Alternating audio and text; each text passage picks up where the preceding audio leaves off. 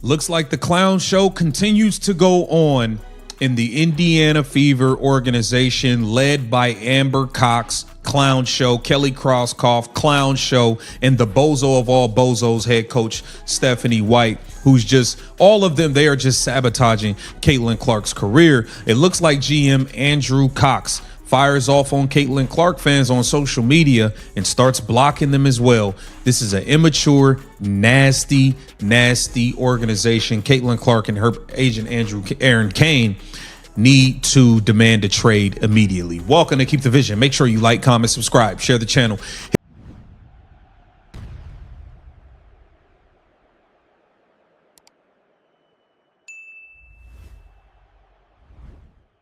Something is very wrong in Indiana right now. The Fever just got demolished by an expansion team. Their head coach got into a viral screaming match with their franchise player on live television. And the general manager is reportedly on social media blocking fans and firing off defensive posts instead of fixing the mess inside the building. The biggest star in women's basketball just had one of the worst performances of her professional career, finishing with 6 points on 1 of 7 shooting. And instead of anyone in leadership taking accountability, the entire front office appears to be circling the wagons and pretending nothing happened. The Indiana Fever fell 184 to the Portland Fire on Saturday night, with Caitlin Clark playing just 22 minutes and finishing with 5 fouls and 6 points. Fans are furious, critics are calling it a circus, and some very loud voices in sports media are now openly suggesting that what's happening behind the scenes goes far beyond bad coaching. They're calling it a deliberate effort to hold back a generational talent. Whether you believe that or not, the evidence organization, Caitlin Clark and her agent Aaron Kane, need to demand a trade immediately. Welcome to Keep the Vision. Make sure you like, comment, subscribe, share the channel, hit that bell notification, hype the video. That'd be greatly appreciated. Let's get right into things. So we all watched the travesty that took place last night, and Stephanie White trying to crash out on Caitlin Clark, Raven Johnson fouling out in 9 minutes. I mean, it just was a complete joke by Stephanie White. I think she exposed herself. I think she exposed the fact that she's not a good coach at all, and she needs to be fired. And if you don't want to fire her, Caitlin piling up is hard to ignore. And it all starts with one absolutely baffling decision during that Portland game. Let's rewind to Saturday night. The Fever were winning 8-4 just 3.5 minutes into the game and getting into a good groove when Stephanie White subbed Caitlin Clark, Aaliyah Boston, and Lexi Hull out of the game at the 6:30 mark, and in hindsight, this was the beginning of the end for Indiana. Think about that for a second. Your team is building momentum. Your best player just dished out 3 assists in the opening 3 minutes. Your center scored quick buckets off 2 of those dimes. And your coach decides this is the perfect time to yank everybody off the floor. Portland immediately took advantage, going on a 13-2 run over the next 3 minutes, and even after Clark and Boston returned, the Fire's momentum continued, with the run eventually growing to 27-7 as Portland took a 29-15 lead by the end of the first quarter. By the time the starters came back, the damage was already done. The Fever never recovered. A game they were winning comfortably turned into a 16-point embarrassment at the hands of a brand new franchise that was playing its 3rd game in 4 nights. That's the part that really stings. Portland was supposed to be exhausted. Indiana was supposed to be the more talented team. And yet White's substitution pattern treated her own squad like they were the ones who needed rest. Jason Whitlock pointed out that White rotated her players like they were playing 3 games in 4 nights when it was actually Portland on a back-to-back-to-back, adding that White played 11 players in the first quarter and calling her the wrong coach. When an analyst is pointing out that your coach is managing minutes like her own team is the fatigued one, you know something is off. But the substitution disaster was only the appetizer for what came next. The moment that truly broke the internet happened during a timeout later in the game. White and Clark were seen having a rather intense interaction during a timeout, which sparked a lot of controversy because it led to White asking rookie Raven Johnson to take Clark's place in the huddle. A video of Clark and White appearing to have a shouting match on the bench began circulating online, and both Clark and White played down the supposed incident during Monday's practice. Let that sink in. Your franchise superstar, the player who single-handedly brought millions of eyeballs to the WNBA, gets into a disagreement with the coach, and the coach's immediate response is to wave over a rookie to replace her. And then he also had this today. He had a bunch of things to say. So we got Amber Cox blocking Caitlin Clark fans, right? Because she can't handle the heat, so she need to get her ass up out the kitchen and get up out of here. Get your ass up out the kitchen and get up out of here. She can't handle the heat and the pressure that's coming with this, and she's bewilting under the pressure. Okay, Jason Whitlock has had this to say. Check this out. Here it says, These four women put the alphabet mafia agenda above basketball business. Your personal life should be your personal life. It should not be your business agenda. Okay? And not to calm the situation, not to talk it through. Just a quick hand signal to the bench, and suddenly Clark is watching from the sideline while the game slips further away. Clark had a forgettable evening, finishing with 6 points on 1 of 7 shooting, 2 rebounds, 6 assists, and a steal in 22 minutes of play. That stat line doesn't happen to someone of her caliber unless something is fundamentally broken in how she's being used. After the game, Clark admitted that she thought their rotations were a little bit slow, particularly in the third quarter when Portland poured it on, and she reiterated that she hopes the rotations are a little bit quicker moving forward. That's the superstar publicly, albeit politely, calling out her own coach's game management. When asked about Clark's comments, the veteran coach kept it real, saying she didn't know if foul trouble had a lot to do with rotations. Two people clearly not on the same page, and the whole world could see it. But while Clark and White were giving careful, measured answers to the press, the story was already spiraling out of control. And you won't believe what happened next. Like they were playing 3 games in 4 nights. It was actually Portland playing its 3rd game in 4 nights. Steph played 11 players in the first quarter. Wrong coach. 11 players in the first quarter is an atrocity. It is a fireable offense. It is a fireable offense. You got Amber Cox blocking Jason Whitlock because he's being honest and keeping it real about what is going on with the Indiana Fever. They played 11 damn players in the first quarter. They put Ty Harris into the game before they subbed Caitlin Clark back in.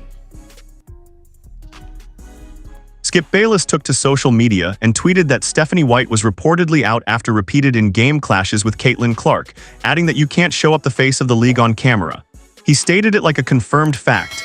He even speculated that Clark's former Iowa coach Jan Jensen would be named as the replacement. The only problem. Bayless had lifted his information from a known troll account on X Fever Updates, which had posted fabricated updates claiming White was out and that Jan Jensen was set to take over. It was completely made up. Chloe Peterson of the Indy Star delivered a definitive correction, clarifying that the Fever front office has absolutely not made any changes and that Stephanie White is still the head coach in Indiana. ESPN's Alexa Philippou backed it up, saying it was completely untrue and that's straight from the team. Skip Bayless still has not deleted the post, and rather than correct himself, he moved the goalposts, writing that now they're saying reports are erroneous about Stephanie White, but the point is she won't last much longer clashing during games with Caitlin Clark. Classic move. Get caught spreading fake news, refuse to apologize, then act like the conclusion was right all along even if the evidence was garbage. Now here's the thing, the firing report was fake, that's confirmed. But the chaos around it was very real. The fact that millions of people instantly believed it tells you everything about where this organization stands in the court of public opinion right now. Fans are saying things like Stephanie White is the worst coach in all of sports, fire her now or you will lose most of your fans, and I can no longer support this team as long as she is the coach. Others are writing that they'll not attend another Fever game until both Stephanie White and Amber Cox are fired. These aren't fringe voices. This is a growing wave of the very people who showed up because of Caitlin Clark now threatening to walk away because they feel the organization is failing her. And the fact that a lie about the coach being fired spread like wildfire and people celebrated it tells you exactly how broken the trust is between this franchise and its fan base. But while Bayless was getting roasted for his fake report, someone inside the actual front office was making things even worse. He also had this to say: if the Indiana Fever are run like a business, the decision to build around Caitlin Clark is easy. If the Indiana Fever are part of the WNBA's LGBTQ's agenda, then decisions are complicated and Caitlin Clark will be sacrificed. And it seems to be clear as day. It seems to be clear as day what they have decided. It seems to be clear as day what they've decided. This organization is not doing right by Caitlin Clark. This organization is a circus. This organization. This is where GM Amber Cox enters the picture, and not in a flattering way. Caitlin Clark fans criticized Cox after she reacted to the team's win over the Portland Fire the week before, a game Clark missed with back soreness after being scratched from the team sheet a little more than an hour before tip-off, igniting fan outrage on social media, while the Fever won and recorded their biggest margin of victory so far this season. Now on the surface, a GM celebrating a win might seem normal, but look at the timing and the messaging. On Thursday, Cox reacted to highlights from the win on X, writing that they won the game and these two showed out, acknowledging Aaliyah Boston and Kelsey Mitchell's standout performance. Fans interpreted this as Cox rubbing salt in the wound, essentially bragging that the team doesn't need Clark. Whether that was her intention or not, the optics were terrible. The biggest star in your building misses a game under mysterious last-minute circumstances, and instead of addressing the concern, the GM posts highlights of other players as if to say, "See, we're fine without her." That kind of tone deafness from a front office executive is almost unheard of in professional sports. You would never catch the Las Vegas Aces front office doing this with a Ja Wilson. You'd never see Dallas doing it to Paige Buchers. When you have a generational talent, you protect the relationship with the fan base that she built. You don't poke them. Reports from fans and online commentators also suggest that Cox has been blocking high-profile critics and ordinary supporters alike on social media. While the specifics of every individual block are hard to verify, the pattern being described paints a picture of an executive who can't handle scrutiny. If everything was fine behind the scenes, why would you need to silence the people asking questions? When your response to criticism is the block button instead of accountability, it screams desperation. It screams that the heat in the kitchen has become too much to bear. And instead of stepping up and leading, the person in charge of building this roster is retreating behind a digital wall. But the GM's social media behavior is just one piece of a much bigger puzzle. Amber Cox has been the COO and general manager of the Indiana Fever since October 4, 2024. Before joining the Fever, Cox worked with the Phoenix Mercury starting in 2004, eventually becoming their COO and president, and served as an interim general manager for the team in 2013. She bounced around through multiple organizations in MLS and the NWSL before landing in Indiana. Her resume is long. But having a long resume and being the right person for this particular job are two very different things. The criticism isn't about her credentials on paper. It's about whether the roster she's assembled actually fits around a player like Caitlin Clark. The Fever drafted South Carolina point guard Raven Johnson with the 10th overall pick in the 2026 WNBA draft, a decision that many fans question since Clark is already the franchise point guard. On top of that, the Fever's plans took a significant hit after the WNBA expansion draft, where the Portland Fire and the Toronto Tempo each selected 11 players, with the Fever losing Chloe Bibby and Christy Wallace. Losing depth pieces while adding a rookie point guard when you already have the best passer in the league raises legitimate questions about roster construction philosophy. Even with big names like Clark, Boston, Sophie Cunningham, Lexi Hull, and Raven Johnson anchoring the team, the results have been underwhelming. Indiana dropped to 4-4 on the season and sits fourth in the Eastern Conference. For a team that went to the semifinals last year and came back with championship aspirations, that kind of start is alarming, and it's fueling the loudest voices calling for wholesale changes. The fix isn't in? Y'all don't believe the fix is in? Come on, man. A blind man could see this.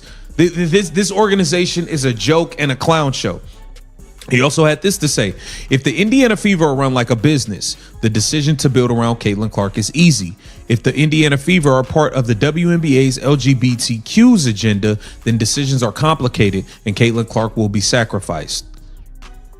And it seems to be clear as day.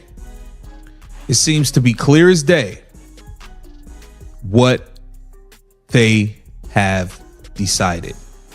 Here's where we enter full-blown rumor territory, so take this with a massive grain of salt.